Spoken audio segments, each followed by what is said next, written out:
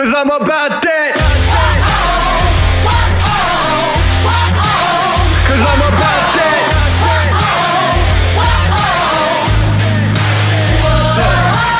I'm about that come up, running up on them fools and talking foolish. Try to get them funds up, killing the mic just like I ran and jewels in.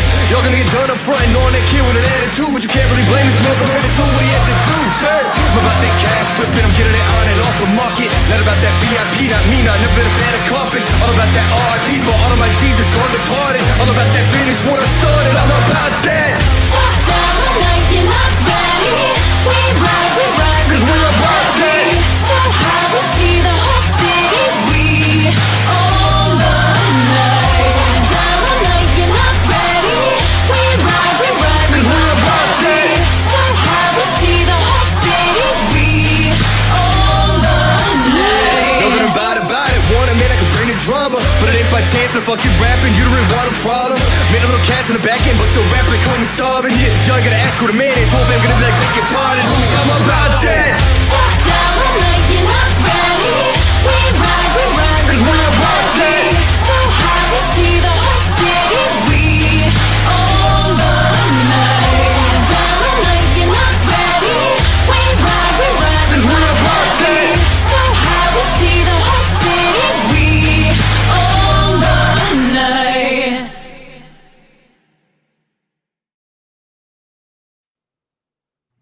And welcome in, ladies and gentlemen, to a Monday edition of the Ysn Power Hour. DJ Yoakley here. We've got Billy Mack, Paul Munson, Anthony Romo, Jamie Thompson. EB has rejoined us. And, of course, we have Quinn Puskar down at the bottom of the foundation holding us up. Boys, it was a wild weekend. We'll get to all the scores, the standings in just a little bit. But first, we have some business to tend to, and it starts, of course, with the number one thing we do each and every day. It's a National Fast Food Day. So with that in mind, what is your number one go-to fast food joint and your the meal of choice? Billy Mack, you're first. Chipotle. Any type of burrito.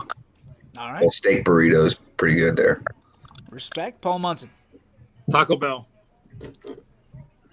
And it's usually the $5 meal. All right. Romo, you're muted. I know, I was just waiting. Okay. I don't know if you can. There's like something going on in the background. I didn't know if you could hear it. My go-to would have to be Burger King. Got to go with 2 Whoppers and a medium fry.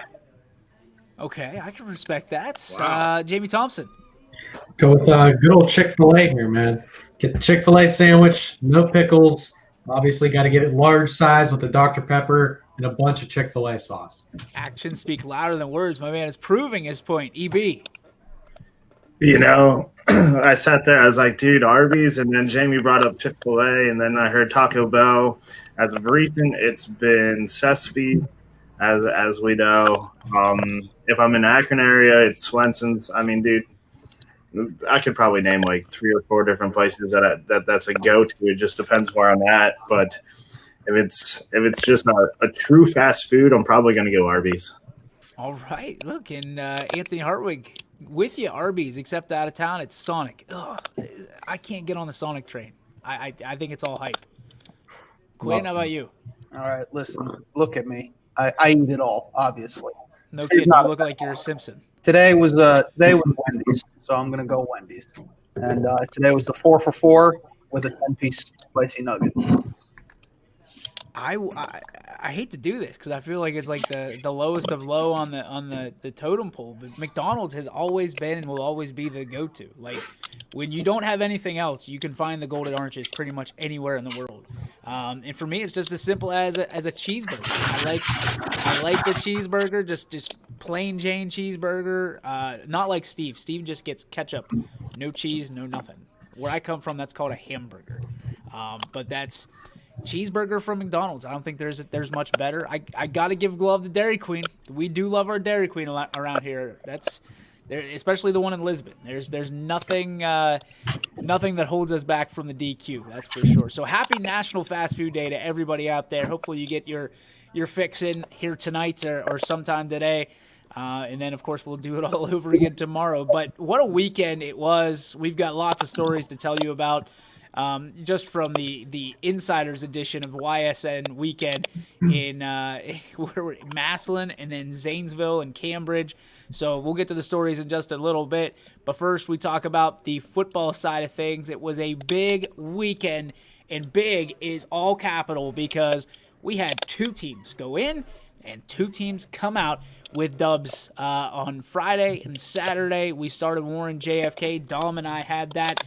And we had Steve Leslie as well roaming around getting stats for us, making sure that we were all accommodated. And JFK, it came down to the last play, and they held on. Dana made a great comment earlier today saying JFK played perfect for 46 minutes, but it was the 2 minutes, one at the beginning and one at the end, that really made this game closer than it had to be. JFK wins the game 20-13, and I'll tell you what, if you weren't a believer in Cam Hollabaugh in this JFK Eagle offense, you have to be now. I mean, Newark was playing two platoon, basically, with their side of the ball. You had 11 starters on offense, 11 starters on defense, and they were trying to just wear down JFK. But at the beginning of the second half, it was JFK that was running a high-tempo offense. They were going no huddle. And Newark, all their hands were on their hips. They did not know what to do. And it was just a steady dose of Cam Hollabaugh. And, of course, Warren JFK batting down the pass in the end zone with no time left on the clock. Nick Fordley saving the day once again after a onside kick recovery by Newark. So it was a great game. It was a great way to catapult us into that Springfield game. And for that analysis, we're going to go right to Romo and Jamie because they had a great call on a great day, and the Tigers are on their way to the state championships. Boys, how did it happen? I'll start it off. I mean, first off, I feel like Fort Fry may have watched our Power Hour from Friday where we were kind of giving it to them during our preview. The game was definitely, like I see Betos over there, the game was definitely closer than we had first imagined. Fort Fry, they were in that wing tee very well, and I think that they tired out that Springfield defense. They had a couple big plays that totally shifted the momentum, but when it came down to it, that Tiger defense prevailed in the red zone, and Fort Fry just couldn't reach the end zone. They had multiple opportunities, and it just came down to, I think, Springfield maybe being a little bit more disciplined, but having more experience on that big stage. That really showed. Nothing fazed them at all, and they just, as Jamie liked to say, bend but don't break. That's certainly what they did. Fort Fry had a couple possessions of over 5 minutes, but they just didn't get any points on the board from them. Roman, did you think that, we talk about the spotlight not being too bright for the Tigers. You had Fort Fry that was in that game just a year prior to that. I think you're right. I think we were scouted a little bit. I think they were looking to us for some advantages. We were we were saying they were going to be 40-point favorites. We're Springfield. I think that, Fort Fry did their job with the wing tee. It was a little bit more complex than I thought it was for sure. But at the end of the day, I felt like they gave up on it a little bit in key moments. Did you feel the same way? Me? Yeah. Oh, my bad. Yeah, I think they did. When we had scouted them coming in, we knew that they could throw the ball, but their big concept was the wing tee and the rushing from the wing tee.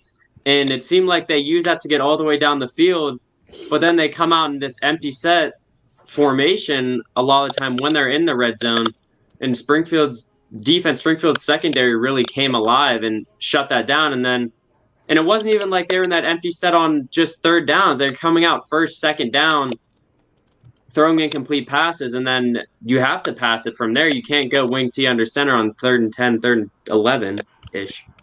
So, yeah. Jamie, what did you feel about the keys to the game and how Springfield executed them? I mean, Springfield, we can say it. They did not play their best game, I didn't feel as if. I mean, they played tremendous. There's no doubt about it. Fort Fry came out, and they played their best game, and they had to even have a chance with the Springfield Tigers team. And, they did to the best of their abilities, kind of limiting Bo Brungard as best as they could. On the edges, they did a great job of trying to just keep him inside, not letting him break out. Dylan Hart was spying him practically the entire game. They did a great job trying to shut down Brungard, but as Romo said, bend but don't break. The Springfield defense did a tremendous job of that. 3 times being inside the 10-yard line, and Fort Fry came up with 0 points. That's huge. We talked about it before the game. If we saw Fort Fry passing the football, we thought that they were going to be in trouble.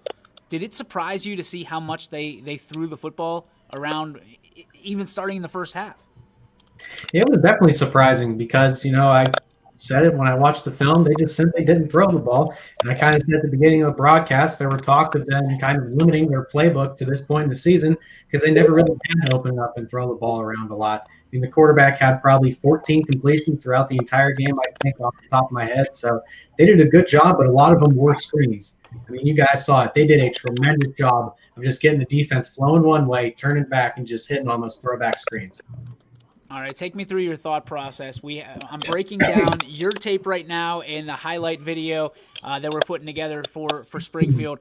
Talk to me about kicking that football down, what was it, the 3-yard line, 4-yard line, to put Springfield on top 16-13. There were a lot of people that thought that Springfield should have went for it, on 4th down and try to get into the end zone. What was your thinking, and were you surprised to see Medvec trotting on and putting one between the pipes?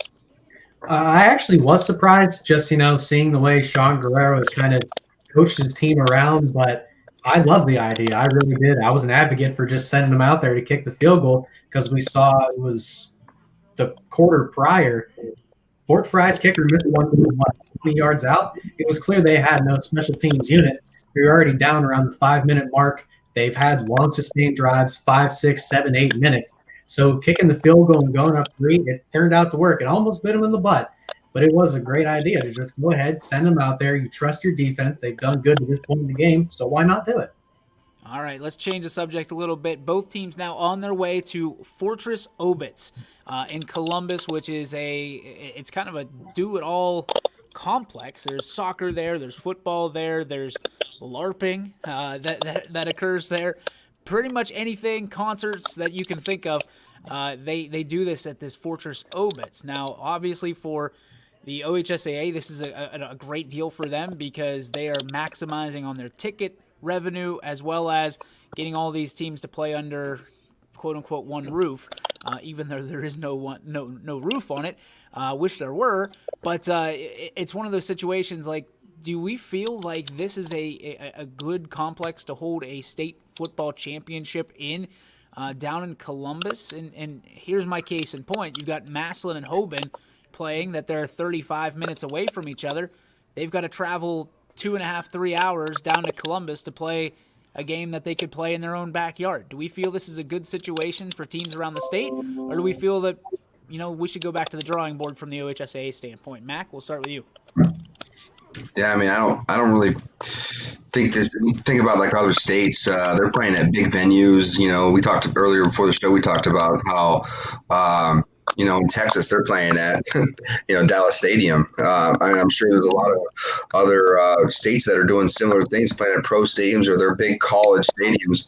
We have a couple amazing, a lot of college stadiums and a couple awesome stadiums, even high school stadiums that we could pick from. And I think this is just a half-ass weak thing for the OSHA to do. There's only one reason, and somebody's getting paid off in this deal, and I think it's them. All right, Muncie, how about you? How do you feel about where the state championships are being played this year? I don't like it being played down there. I know that they want to say, well, this is the state capital and this is where these things need to be at. But if you're not going to put it in a big venue, then, why are you doing it? We're spoiled that, the games have been played in Massillon and they've been played in Canton before because it's close to us. The same argument could be for some of the teams from Cincinnati. They're going to be like, why do we got to travel all the way up there to Canton? This would be a little closer. But you're putting it in a stadium and you say they're maximizing your tickets. If they go by the rules, they're really not. This stadium only seats 6,500 people. So you either have to take 15% or 1,500. They're not even going to get 1,500. You go by the 15%, it's 975. They're only going to be allowed to sell 975 tickets if they go by the rules that have been in place all year long for the high schools at that level. So, you're not even getting the 1,500 people max that you should be able to get, which is kind of ridiculous. But I mean, I got to agree with Billy 100%. And we've all talked about it in length over the past week or so when we knew this was going to be down there. Somebody's getting paid. Somebody's getting some money somewhere on the back end or somewhere, because why would you go to this stadium? Of all stadiums, why would you go to this place? Seats are only on one side. You can't spread the people out unless you literally have people there with a big rope and say JFK people on this side, New Brennan people on that side. I mean, that would just be the only way you could do that. But you're going to put all these people together, one big bleachers, and then from our standpoint at YSN, you're going to be outside. There's tables and chairs on the top of the bleachers that multiple media places are going to be, because in the press box is going to be the home announcers for the stadium and Spectrum, because they got a big check coming into OHSAA. Everybody else, you're outside. Friday, that might be nice. It's going to be like 62. But on Sunday, you got a chance of rain. And what are you going to do? Like, bring an umbrella? I mean, it's ridiculous. I think they should go back to Canton. I mean, I know that some people say that stadium might be too big for high school football, but I mean, now that they've redone Tom Benson Stadium, it's beautiful. And I think they could easily put the fans there. No doubt about it. I'm going to we're going to move on to EB on this scenario. I'm trying to get a picture of Fortress Obit. So as we try to relay what it looks like, here we go, right here. EB, how do you feel about this venue? I mean, how do you feel that it's for the kids, for the coaches, for the schools, and for the OHSAA? This isn't for anyone but the OHSAA. So, I mean, I guess it would be cool if you're doing, in a typical year, if you're doing like a couple different games, but take a look at that. Would you rather play at that, or would you rather play at Paul Brown Stadium? Here's my thing. Look at the other side. Look at the far side to the flag. There's nothing there. Right. I mean, it's you're going to have all that. Yeah, you're going to have everybody cheering. It's not going to hold in the stadium. It's going to go right to the other side and disappear. It's going to sound so soft. It's just not a football atmosphere. Like, it used to be a racetrack. Like, we have so many different places that we can utilize. You have so we have Massillon and Hoban. Like, what, they're 20 miles apart, 35 minutes. Why can't we pick a facility like we do everything else, or that we've done everything else in the middle, to where, okay, you pick a college that's kind of close by, you go Kent State. Like, that would work out just fine. And both those teams would bring a crowd to Kent State, no problem. Or even a place like Akron. Yeah, I know it's literally 2 minutes down the road from Hoban, but you think Massillon's not going to travel up Akron for a state championship? And that also benefits some of these colleges that are, I get it. The sports programs aren't doing anything, but those facilities also employ a lot of the local people. So then you can sit there, and if you have someone like St. X versus St. Ed's, then you meet in Columbus where it makes sense and it's perfectly in the middle for both, or however it works. I mean, there's just a better way to go about this. If you're not going to do it like Tom Benson, like you did before, which that was always cool because that's a football Hall of Fame, so it wasn't just a state championship, but now you kind of incorporate the whole football experience into it. So, I mean, Ohio State, yeah, it'd be tough because, like we said before the show, you're never going to get 110,000 people in there, so it's going to look minimal. But there's still plenty of, I mean, even if you wanted to go a D6 championship and you had it at Massillon, if you had a Paul Brown Stadium, dude, that's phenomenal. Like, to where you practice facility and kind of make, you can use a 2 or 3 day experience out of it. Like, there's just a lot better options out there than whatever this is. I mean, this is literally, you said it was shipping containers that were. Yeah, I'm trying to find that picture too, because that was an interesting picture. those giant shipping containers that you see at like dockyards. You know, that's what they are. You see on trains.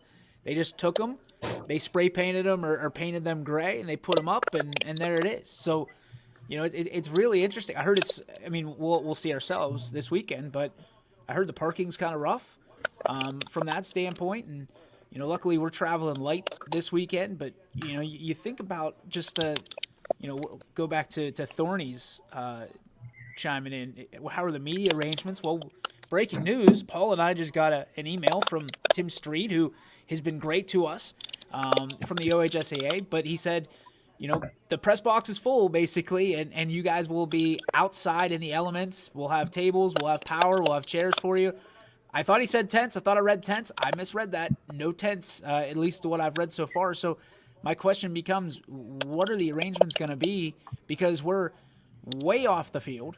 And not that I want to complain about it, because two of our teams are in the state championship, but you know, it's not a football stadium. You know, I believe that the state championships in soccer were played at Columbus Crew Stadium, if I'm not mistaken. Right. So you have that. That's a major league soccer field, and that's a pretty cool atmosphere, no matter if there's fans or not. You know, you're playing where your heroes play, and where ultimately you want to get to. So that's why Tom Benson Stadium was fantastic, because you look over to your right at some point during the game when you're on that field, and that's where you want to end up. You want to start on that field and end up in that weird shaped building across the street as a sculpture. So that's why Tom Benson made a lot of sense to me. And I got to be honest, for Massillon and Hoban, we'll get to the number one Hoban fan in the country in just a minute. But Massillon and Hoban, you're going down to play in a it's not a stadium. It's a field. You're going to play at a field to which you have better facilities at home. So how is that fair? You're traveling 2.5, 3 hours to go play in a field that's less superior than the one that you've already paid for. Quinn, answer that question for me. It's not logical at all. It's dumb. I mean, it's not built for football anyway. I'm trying to think of ways to spin it and be like, oh well, it'll work for current situation because you're limiting fans and all that stuff. But then I'm thinking, I saw the picture and I'm like, I mean, practice fields look better than that. So I really don't know. I don't know how to justify it. To be honest, go back to this picture real quick. Look at that. I mean, that looks like a glorified practice field with bleachers. And just looking at that, where are the locker rooms? They set up tents. Underneath. No. They set up tents on each side. From the picture I saw from the championship for D1, they set up tents like in this green little spot here. Oh, we're getting a call. It sounds like. I mean, just frustrating. You know, just frustrating. And again, it comes down to the green. It comes down to the dollars and the OHSAA. Listen, they're a business. I respect the fact that they've got to, you know, make sure that they end up in the black for this. However, I think the looming question is, are we postponing a decision that is going to be made? We'll talk about this here in a couple minutes. Are they postponing a decision that has to be made this week in order to get as much money as they possibly can this weekend? And we're going to talk about that here in just a couple minutes after the break. But final thoughts on you know, this facility. Do you think it's somewhere that you'd want to see it continue to happen over the next 5-10 years? Or do you think it should go back to Benson Stadium or somewhere else around the state? It can go literally. It should definitely go back to Benson Stadium. 100%. Go back to Benson. Or I mean, hell, if you're going to spend $22 million on that, give me $22 million and I'll reinvest it in an old rubber bowl and make it look 10 times better. I think that's a great point right there. But Jamie, you were muffled. Yeah. Say what you said. You could literally put it anywhere. I mean, we've got so many great colleges around the state that would be better fit for the state championship than this Fortress Obets. I mean, even in our backyard, freaking YSU. We've got a beautiful new media center there across brand new turf. I mean, shit, it's way better than this place. Put it at Akron, Bowling Green, Toledo, OU, Ohio State. You got freaking Cleveland Field up there, Cincinnati down there, Tom Benson, anywhere. Just not this freaking place. Put it in Zanesville. A couple of us were at Zanesville last week. That was a beautiful place. I mean, it's close to the state capital. Well, It's doesn't closer to Fitz have more Columbus. seating than this place does? Oh, I think it does. Dude, I think Hubbard has more seating than this place. Yeah, Hubbard's 7,000 or 7,500. I can Yeah, safely well- say that East Palestine There does you not go. have that much seating, so we're eliminated from the process. Yeah, but East Palestine even looks better than that. Our field is awesome. I'm not gonna lie. It's a beautiful field with 2 sets of bleachers, one on each side, and then you can stand around the fence. But like, there's no fence there. I didn't even think about that. There's no fence. That's it. They're gonna set up a makeshift one probably the day of the game. dude, it looks like Jamboree in the Hills is like venturing off into Tape football. and construction barrels. I think Quinn Like a nailed it. safety It really does just look like a practice field. It is. It's a glorified practice field. If you build it, they Yeah, will. there's a fence right there. Where? Oh, I Where? see. Little one. This thing. You can't see my mouse cursor. It's like a black fence right Yeah. along the edge there. Yep. Look low. It's a safety along there. concern. Yeah, I think But it'd be I like agree you with got these McPherson. He's saying grandstands Tom there, and then Tom behind Benson, it, birthplace of this football. crazy.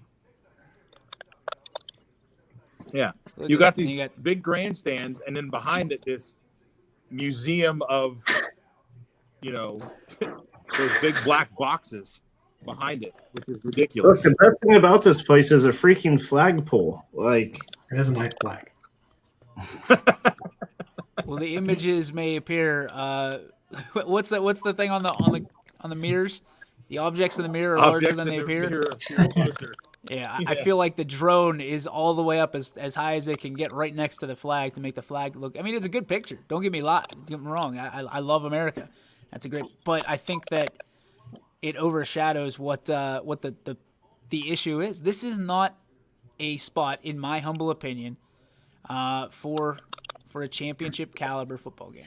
It's just not. I mean, a football game should be played in a football stadium at this level. If you want to have like a game, like a charity game, what's the word I'm looking for? A spectacular an Ohio Exhibition. Yeah. I mean, one of those, like we do the North-South game. You want to have it there? Awesome. All-star good. games. Yeah, great. But a state championship game should be held in a great facility that people are in awe, and it holds that magnitude of you're in a state championship. This is why you're here. You've worked hard to get here to play at a football field, not a soccer field with shipping crates surrounding it. I mean, could you imagine being like Massillon's players? Like when you leave your indoor facility and you leave to go to that. Guys, I told you on Friday I was parked in what turned out to be the wrong parking lot after all. So apologies to the Kubota guy. But the indoor facility, EB, you're talking about, is bigger than college indoor facilities. It was unbelievable. I looked at it and I'm sitting there, I'm like, that can't be what I think it is. And I walked up right past it, and sure enough, giant turf. I mean, it looked like the Watt Center on steroids. Is what it looked like. It was incredibly done. And Fun fact: the wide receivers coach for Massillon is actually a Columbiana alum. Oh yeah, Local ties. there it is. Maslin, you're next. You're on the list. I mean, and think about this: the state wanting to maximize their money, and they can't even put the max amount of fans in the stadium. It's called someone's getting a kickback. I got a feeling. I got a feeling they're gonna do 1,500. From everything I've heard, Springfield's getting 750, and Coldwater's getting 750. So you got to believe that They do what the hell 1,500. they want. Mogador has better facilities than this. Who's going to Cooper's investigate them Harding. themselves? I mean, we all know that there's a meeting later this week that they're going to discuss. Max Dog's acting up again. They're going to discuss the future of or short-term future of businesses, restaurants, things of that nature.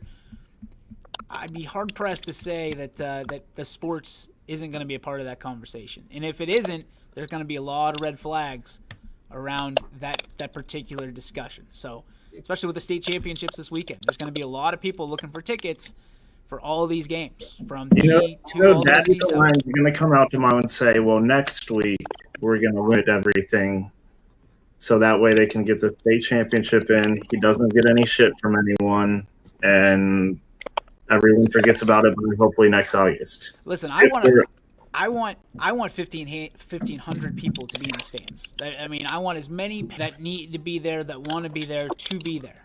But they can't change the rules here in week 15 just because. I mean, there's so many schools and I mean, districts that have lost money over this because it was handed down by the governor. And I have a hard time believing that in Columbus, of all places, that we're going to shift the rules a little bit in the favor of the OHSAA. I just don't know how they pick a place that has one side of fans. Like that's just ridiculous. In today's environment, this is what they're gonna pick. Crazy. Yeah, I think I'd much rather at this point, call me crazy, but I'd rather they do a neutral site or the team with either better record or I don't know, computer points at that point. Like I said, I think you just pick this spot like you pick this spot in the middle. Like you have JFK and whoever, or you have Coldwater and you have Springfield. So you pick a spot in the middle. You're telling me you couldn't find a place better than that in the middle between Coldwater and New Middletown, Ohio? Yeah, And I really feel for the fans of Massillon and Hoban, because we know that Springfield, their faithful is going to get out there and be loud, but like Massillon, that's a whole different place. Jamie and I went to the Hoban versus Massillon regional final last year at InfoCision Stadium in Akron, and there were well over 10,000 people there.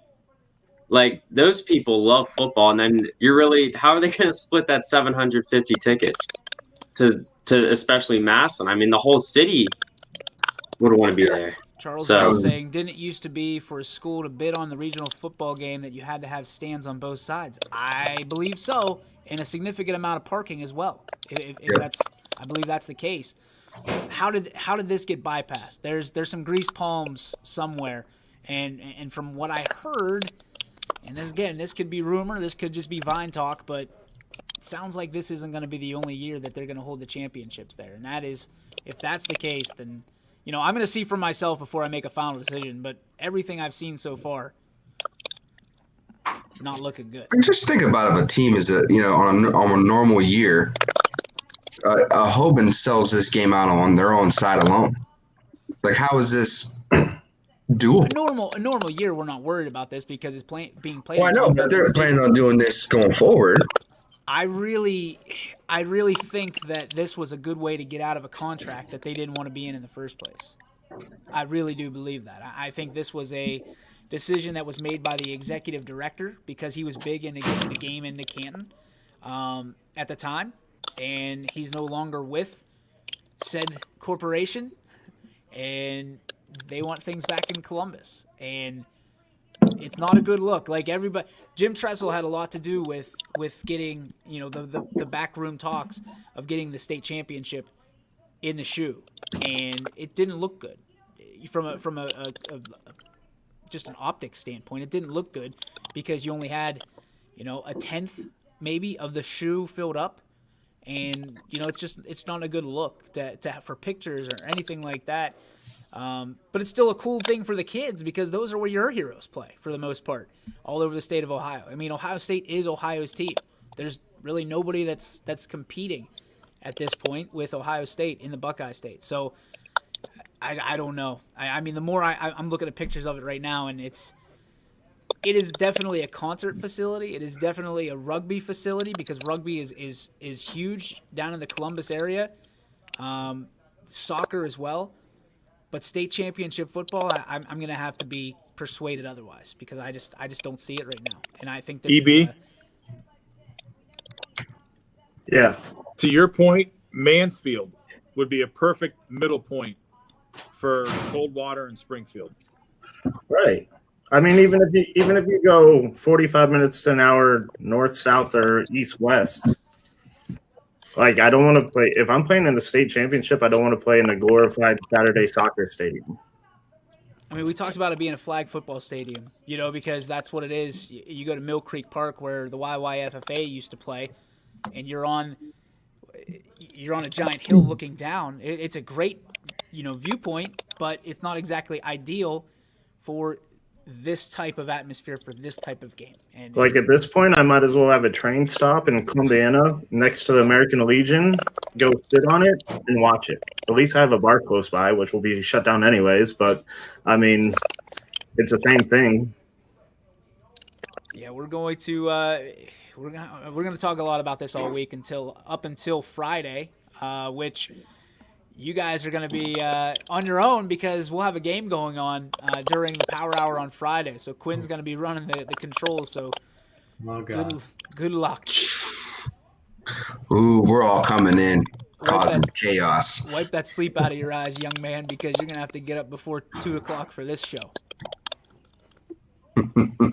He looks excited. All right, we're going to take a break. We come back, more talk about high school football. We'll also congratulate the state champions out of Howland in soccer. All that and more coming up on the YSN Power Hour, powered by some of your favorite folks in the world, including G. Burbick Farms. Hello, I'm Greg Burbick with G. Burbick Farms. For the last 100 years, my family has farmed in Columbiana and Mahoning counties. I began raising cattle in 1996 with the goal of providing a better product for you and your family on the dinner table. Our grass-fed and grain-supplemented Black Angus beef are raised with no hormones, steroids, or antibiotics. We're known for our hometown-friendly service and incredible tasting products. We're locally owned and have customers across the tri-state area. Our products go from our farm to your family. Stop by our farm on New Buffalo Road or visit us on the web at gburbickfarms.com. Don't forget to like us on Facebook. G. Burbick Farms, it just tastes better.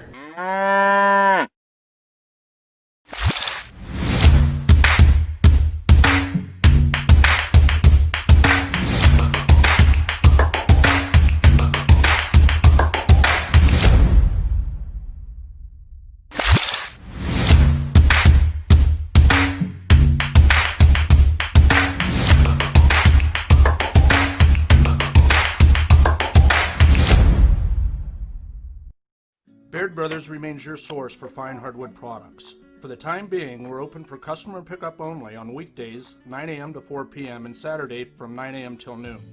Place your order online at bairdbrothers.com. Baird Brothers, for the place you love. Quality, customer service, and integrity. Those are the 4 words that have driven our success since 1957 at Joe Dickey Electric. Joe Dickey Electric is one Mahoning Valley landmark business that stays current with the requirements of our customers. Family owned and managed, we are an electrical contractor and energy solutions provider. Every member of our team adds to his or her skill set through ongoing training. Residential, commercial, industrial, automotive, and more. We keep ahead of the needs of our customers with a fleet of more than 50 vehicles and 24/7 emergency service, so you're never left in the dark. The 4M Company, being an architect and construction manager for over 40 years, has had the opportunity to use many different electrical businesses for our projects. The depth, quality, and knowledge and attention to detail displayed by Dickey Electric makes them stand out above all the rest. For state-of-the-art expertise and a timeless commitment to our customers, contact Joe Dickey Electric. We are everything electrical.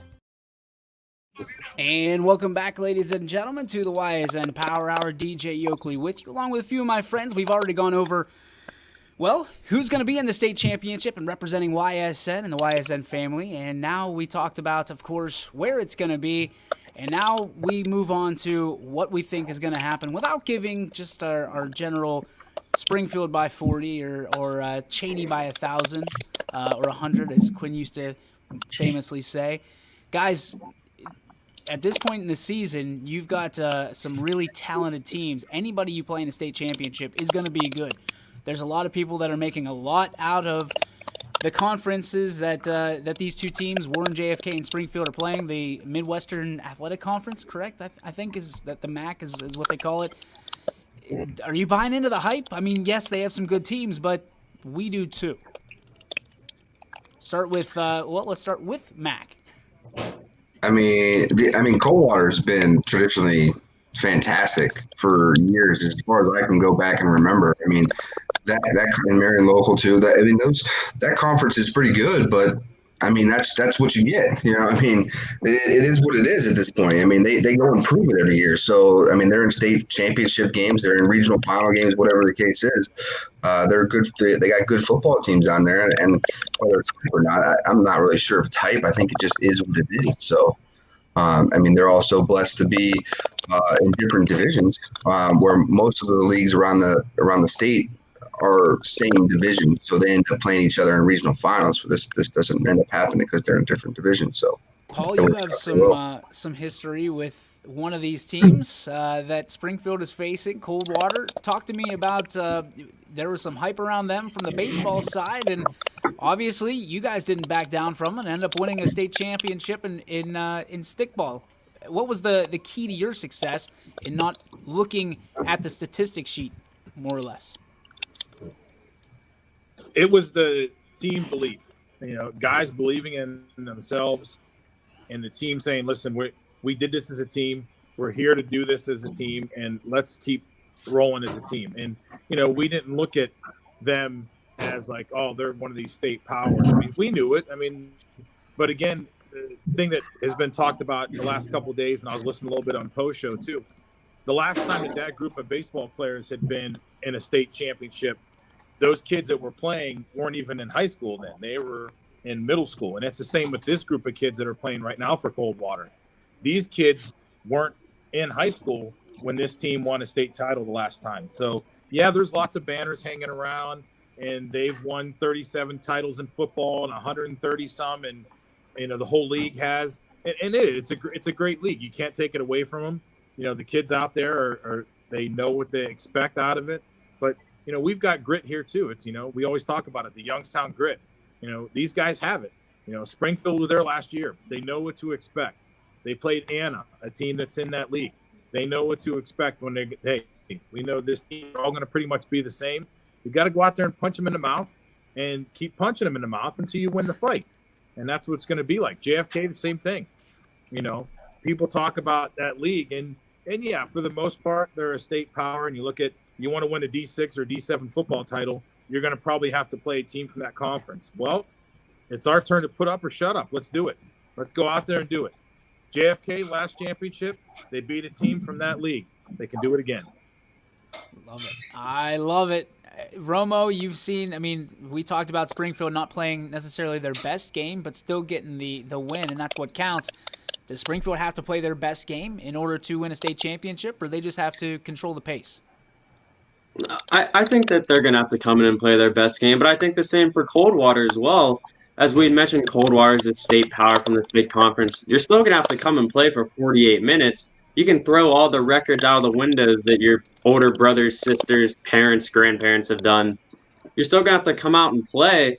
And someone mentioned it could be raining. So, that plays a huge factor as well. We've seen Bo Brungard be such a tough person to take down when he has the ball in his hands. If you add the little sloppy atmosphere with the rain, who knows? He could have another 7 touchdown performance. But he just left. Paul got a phone call. But yeah, to sum it up, I think that both teams are going to have to come and play their best game if they want to win, because both teams are very talented on both sides of the ball. Jamie, you're kind of the same opinion. Yeah, I'm really in the same boat as everyone else has kind of been. Yeah, it's a conference. Whip-de-frickin-do. Doesn't really matter that much. Like, if you take a look at it and be like, oh, Arkansas, where are they? The SEC. Doesn't matter. It's freaking Arkansas. You're afraid of the big-name teams because they go out and they win games. We all talked about it. Goldwater, these players, they don't have any state championship experience. One kid's brother won 4 titles himself when he was in school. That didn't matter. It wasn't him. I love that. Quinn, does a conference matter? Does it intimidate a team because they've been there before? Does that do anything to your mentality or your level of confidence? Coming into if you're Springfield, no, it doesn't matter. Who cares? Who cares who they are? They don't mean anything because they're not you. They don't play who you play. They don't play how you play. So it doesn't matter. When you're coming in from Coldwater's standpoint, then I think the pressure's on them because they want to try to live up to that standard of being that conference or whatever. But it doesn't matter. Springfield's a better team on paper in my mind, and I think Springfield is better across the board. And I think they're going to come in there and they're going to punch them in the mouth, and we'll be celebrating them next week. EB, same mindset. Yeah, I mean, look, the MAC is good. It's the standard for small school football in Ohio, if not a lot of the Midwest. I mean, we'll call a spade here. They put out some good teams, and you don't win 35 state championships of the 49 by because you're just average. Like you're good, but it's Springfield's not there by mistake either. Like the expectation for Springfield again, state, so it's not like they showed up and they got lucky. Last year they didn't get lucky. They were good. And I think when they played Anna last year, it was more of the learning curve for them, though. So it's set up for what this year for them. Springfield last year, from what I could see through Spectrum, because it sucked and froze every 3 seconds, but that's a different discussion for a different day. Hurt themselves a lot more than Anna hurt them. When you turn the ball over and you give a good team a short field, it makes a huge difference, and that's what it is in state. And same with Warren JFK. You can sit here and say, well, the MAC. Warren JFK has some pretty good football tradition, if I remember. So it's not out of the realm, and they're not going to be a pushover. And I think coming into this year, Warren JFK was pretty much on everyone's circle to like, hey, this is the team. It's state or bust. So I don't sit there and buy into this conference, that conference. It's a great conference. We all know that, but we also have great teams here. So I like it. It gives, like Paul said, the Youngstown grit. I like the underdog mentality, and hopefully we go 2-0. No, I'm with you on that. I think that Springfield, if I'm Coach Guerrero, I'm playing that Anna tape in the locker room 24/7. So anytime you're in that locker room, you remember what it felt like. You remember what the game was like. You remember that taste in your mouth at the end of the game of a missed opportunity. You know what I mean? Anna was good. Let's not take anything away from them. But so Springfield. I think there's a want. There's a eye of the tiger, so to speak, this year for Springfield and the Eagles. When you talk about Warren JFK, I'm fortunate enough to see them on a weekly basis, guys. They want it. They want it bad, and they almost lost it. And I think that's going to be Coach Prologo's confidence boost this week for them. Is we're lucky to be here from that standpoint, because we were a D-hop catch away from things being tied up or them going for 2 and going on to state without us. So I think there's a lot of fortune on the side of our teams here this week, and moving into the next week, Friday at 2:00 and then Sunday at 5:00. We're going to have some football games that mean a whole hell of a lot to some, not only some communities, but to districts and some businesses, because businesses are going to be printing out T-shirts, state championship T-shirts, state, probably not state runner-up, but state bound stuff like that. That it goes a long way. It's that cycle that you see that comes with being a winning team, whether it's football or baseball or basketball or whatever.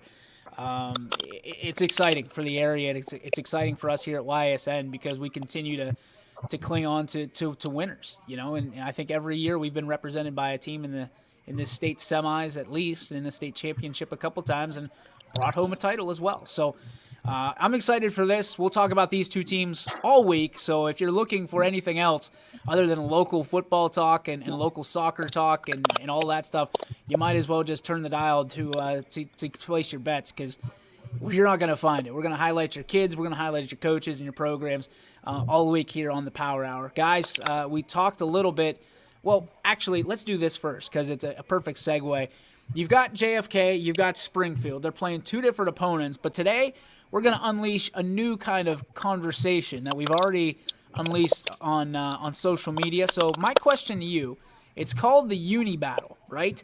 You guys know I'm a big jersey guy. I'm a uniform guy. I like saying look good, feel good, play good, right? Well, my question to you and my question to social media from YSN standpoint is, who's got better threads at this point? The Springfield white uniforms or the Kennedy blue uniforms? And we'll get your take. We'll start with Mac. Which one would you take? Springfield, Why? because it's orange and black. Well, there it is. And I got a tiger tattoo on my leg. Okay, we're gonna go on to EB. EB, what do you got? I don't have a tiger tattoo on my leg. I like Springfield, but that's just because I'm the fan of the white and black. I actually think Springfield's best jersey is the all black, just because the way that their pattern is, it kind of Looks like the tiger resembles. stripes. It kind of resembles like the top that JFK has, but I just like black on black. I don't know. For whatever reason, I think it's a white pants that does it for me. I'm just not a fan of white pants. All right. Jamie, which jersey do you prefer more? Well, I do like the Springfield whites. I just said it while we were at the field. I think Bo Brungard, he looks bigger in white than he does in black. I gotta say, but what does it for me? Dude, those JFK red face masks, Yes. those are so sweet. I mean, I absolutely love it. So I'm gonna go with JFK. I like it. All right, Romo, your turn. I'm just completely smothered by the photo. You guys can't see me at all. But I'm going to have to go with the Springfield Whites. We were talking about in the hotel lobby Saturday night after the game, just how clean those unis look together. I don't know what it is, but it just looks so crisp up from the press box. Just with the black helmets and the black pants, but the white jersey with the orange stripes. It's just a great mix. Great blend. Look at this. We got a split right down the middle on social media. Dean saying Springfield and McPherson. BMAC saying JFK. What say you, Quinn? Springfield. White just looks good. The helmet pops. I like that matte black helmet sort of thing they got going on there. It's a great decal, too, on the helmet. But the Springfield white, it pops better, and it's just a good balance of everything that's kind of going on with their colors and stuff. What about you, Muntz? Which one are you leaning towards? I like blue's my favorite color, so I'm going to lean towards the Eagles. I like the I got a pattern. guy who wears blue on my fantasy team, so I'm going to pick blue. Yeah. Yeah, I like the pattern on that jersey. But Jamie, just to double check, you and Romo, when they're at home, Springfield wears all black, right? Correct. Yeah, and they're the home team on Sunday, so they need to get back to that all black. Hey, haven't lost a game in their black since 2018 when they played McDonald. I like even more that you turned into it like that to make your point. That was I think the best thing about Kennedy's uniform is their helmet with the big K on it. I love that's a big. helmet. And I do love that inner design on their jerseys. That's what's on the Springfield. interwoven. It's an Adidas thing. Like it's got a texture to it, right? And that's what's the Springfield All Blacks. DJ, you came back, you caught Quinn's face staring right into it. Look, this guy. That was It's because he's not awake yet. He's still trying to shake the cobwebs from Zanesville. Okay, that being said, there's some stories from the road. A little inside information.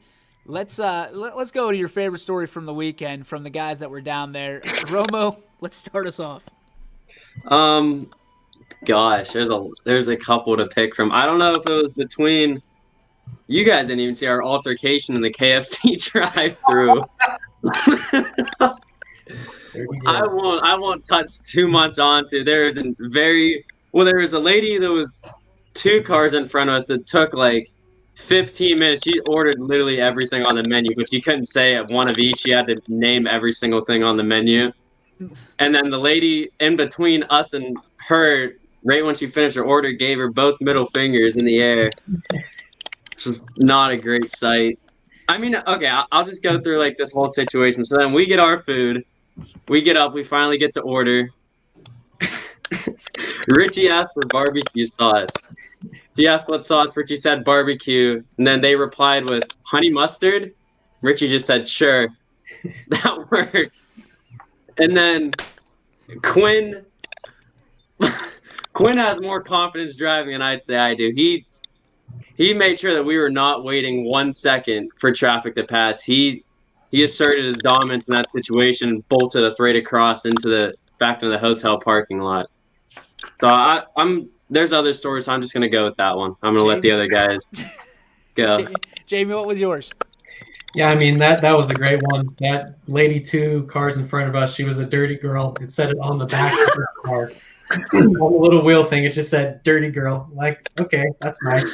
But yeah, Quinn almost killed us, so that was fun. Definitely almost gotten a little just almost got hit from the back, and then would have got hit by the front too. So Almost gave a lot more to play for. Yeah, I guess could say had to go to the room and get the equipment because I left it up there because I thought KFC was gonna be a little bit quicker. So I run up the stairs. I get to about the second floor, and I'm like, oh crap, I don't have a key. So I run back down. I go to Romo. I'm like, hey Romo, I need a room key. He goes, oh dude, I left him in the room.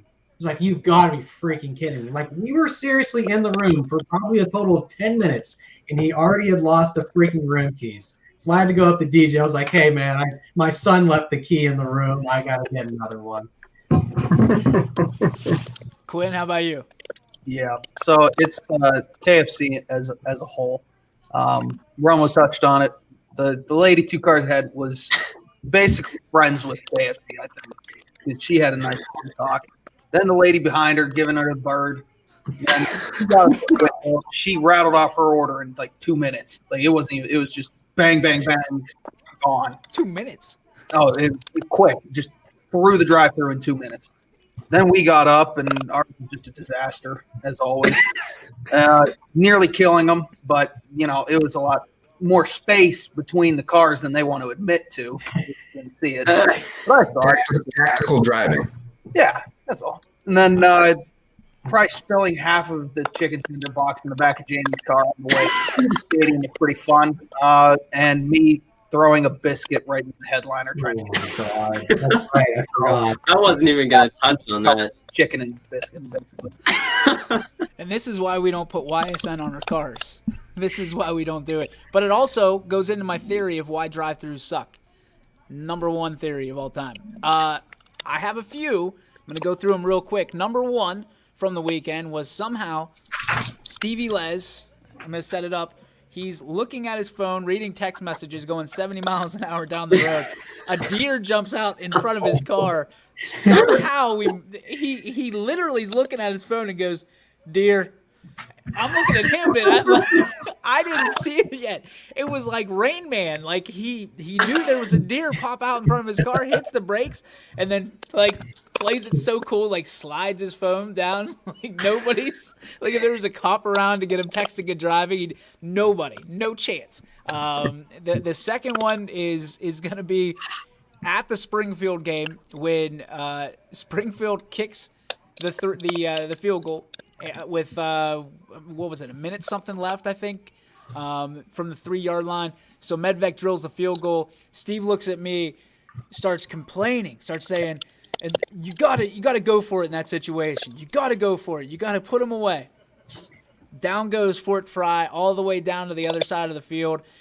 Springfield stuffs him. Steve's 7 yards in the freaking end zone, right next to us on the other side of the field, turns around and goes, "And that's why you kicked the field goal. And that's why you kicked the field goal." Immediately Big Mac'd me right there. And I was like, I told you to kick the field goal. He's like, that's why you do it. And that's why you kick the field goal. That's my cousin. He didn't own his cousin whenever there was a chance to lose. But as soon as Sean was able to go to the state finals, he's owning Sean. So that was some of the inside information from a YSN weekend. Guys, as we always do, that was fun, by the way. An incredible time. Looking forward to it again this weekend. As we always do, we're going to close the show with the G. Burley Farms What's Your Beef? And leading us off today is going to be the legend from South Range, Mr. Paul Munson. Paulie. So my beef is sort of what Jamie had the other day with people stopping in front of you. I went and did my shopping on Sunday. Got all my snacks, all my pop, all the water in the back of my truck. I thought he was talking about Christmas shopping. Yeah, no. Every Sunday I go to the store and I restock. So I'm coming back. I'm going down 14. And all of a sudden, this damn little girl in front of me, because I could tell it was a little girl because she's got senior written in marker on the back of her windshield on her car. just stops. No turn signal, no anything. Just came to a stop. And then after she came to a stop, put her turn signal on. And I just looked up and I'm like, you got to be shitting me. Hit my brakes and I just hear all the pop in the water just go whoom in the back of my truck. And I went, son of a bitch. And she finally turned and I'm like, I honked and I just kept driving. And I was like, you got to be kidding me. I got home. Like, it was everything. It was all just Pop-Tarts, bags of chips, water, pop, everywhere in the bed of the truck. And I'm like, you got to be kidding me. Just pissed me off. I'm like, you know what? You're supposed to do it two telephone poles prior to turning where you're supposed to. Put your turn signal on. We're counting That's poles. 200 feet, Paul. 200 feet. Go. Just go. You probably upcharged her for a Pop-Tart like 3 weeks ago, and she's like, No, it wasn't a South Range girl. I know that. I was Nice like, you gotta play. be kidding me. And all I know, and I'm going to foreshadow it right now, because my wife is watching. She's going to probably put on there this coming from a guy who doesn't use his turn signals. But you know what? I use my turn signal when it counts. You should use after you it stop at the stop sign. when it counts. Is like when you're turning. That's when it counts. Jamie, what's your beef? Well, I'll give 2 rebuttals to that real quick. Steve Leslie does not use his turn signals either. And Paul, are we sure that all you did was honk your horn? You didn't have any hand gestures, any choice words to this girl? Well, choice words in my car, but not to her. Okay. I guess, my beef, I can go back to the KFC debacle. Richie, I hope you're watching. You're going to clean up my freaking car, the back seat. It's a mess. There's crumbs all over the place. I'm still mad. I saw him earlier today. I forgot to say something about it. But then I guess my other beef will be Fortress Obets. I mean, the place, it stinks. Let's be honest. It's not a state championship place.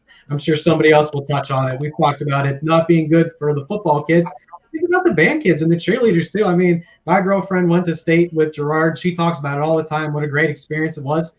Is anybody going to be able to get a story like that from going to Fortress Obets? No. It's not a state championship venue. I don't even know if bands are going to be allowed to go.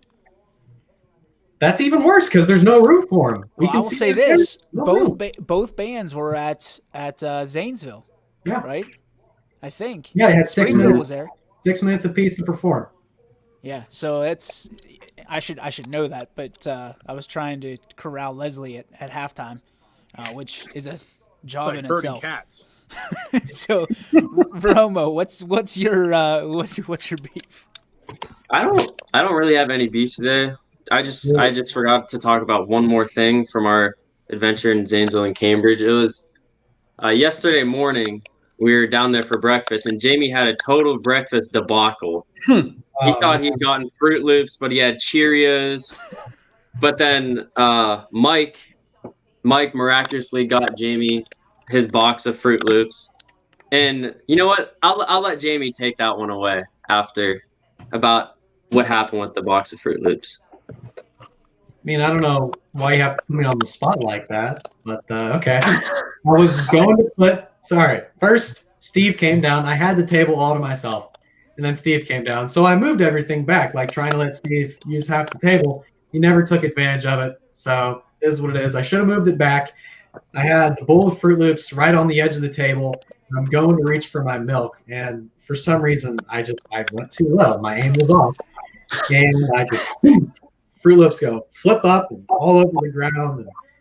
And, it was just great to have a real family, just tight-knit group around me. Everyone was coming around, helping me pick up the Fruit Loops. We're getting them off the ground. So, but yeah, thanks, Romo, and I'll get you back. I'll just let you know. Paul's selling Fruit Loops Pop-Tarts now.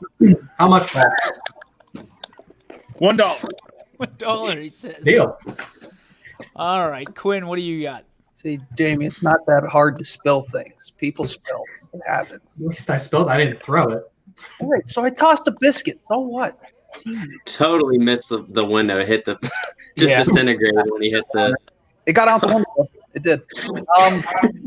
I really don't have beef from this weekend either. I think the only thing is like guys that go do pregame chest bumps and decide to take the entire table with them. Kind of causes a problem for 30 seconds while we're trying to get stuff going. Well, at least it worked after. It did. It worked out great. Yeah. Richie was on the spot. We got it going again, and we were good to go. Nobody even knew. Till now. put the headset down. I don't even know what I was connected to. I just remember Steve saying, he wanted to chest bump you. He wanted to chest bump you. And I turned around, put my headset down. I went to run, and everything came with me. Everything came with me. The camera, the audio board, like the table was like, I don't know what happened. And I never got my chest bump. He just started making fun of me. Everywhere I went, it was people making fun of me on Friday or Saturday night. So that was fun. That was fun. EB, you got a beef? Not as cool as yours, but didn't include Fruit Loops or biscuits or Pop Tarts or getting brake checked or turn signals. I was just going to go spam phone calls. I mean, I don't need your car warranty, your student loans, mine are done. I don't want any more, and your Medicaid. So, I mean, nothing nearly as cool as yours. All right, Mac, you're up. You know what's funny is I actually got a call today from student loans. So that kind of that didn't play into mine. I don't really have much. My beef is just the fate of uncertainty for this week. I got a lot of calls today for a lot of guys that are coming back home here pretty soon, and they're excited to kind of see and kind of regroup from my baseball guys, and I'm excited to see them. I just hope I'm able to give them a place that they can kind of continue their path, their journey for a short time. And, I really enjoy being a part of their lives. So, their family, they're my little brothers, if you will, and little sisters. So hopefully I can give them an opportunity to keep getting better. So that's my beef. We're praying for you, buddy. We're praying for you and all the small businesses out there. And hopefully this is just a phase and doesn't throw you into a new phase of your life and push you into something that you don't necessarily want to be in. So we're praying for you, man. Believe it. My beef, it's interesting that there was a show on Sunday that I came across on my timeline, and it without getting deep into it, just be who you are. Like, stop trying to play up to people. Saying you're going out for drinks and you're not even of age yet. And come on, man. Like, just come on. Like, relax.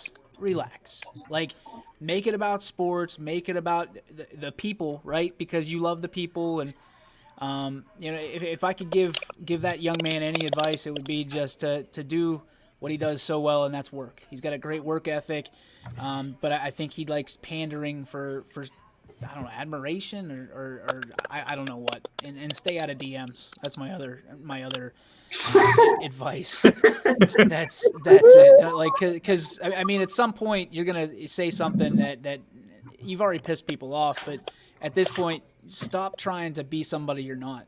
Just keep working hard and grinding, and you'll get to where you want to go. But you got to stop with the big shot stuff, the untruths, because we know that this stuff didn't happen. We were all at the stadium. We were all, just stop trying to be somebody you're not. That's my beef is, if you are who you are and be who you are. So, if it annoys somebody, then it annoys somebody, but just make sure it's you and not somebody else.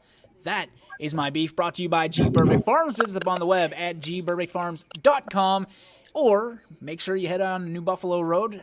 This Saturday, they're open from 10 to 4, and you can meet the legend Greg Burbick himself. Before we go, I do want to give a quick shout-out to our friends. Where's the banner? I need it.